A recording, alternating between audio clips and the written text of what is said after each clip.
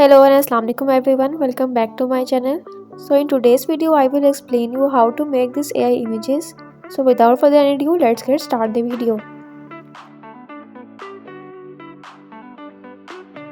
Firstly, open your browser and search bing.com. Open the first link and after logging with your email you will see this page. You can type your prompt right here. I will provide this prompt in the description box. Then simply click on the create button.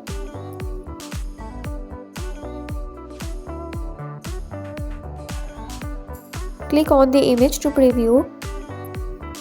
I want to use this image. Simply click on the download button and download your favorite picture. You can also change your prompt according to your requirements.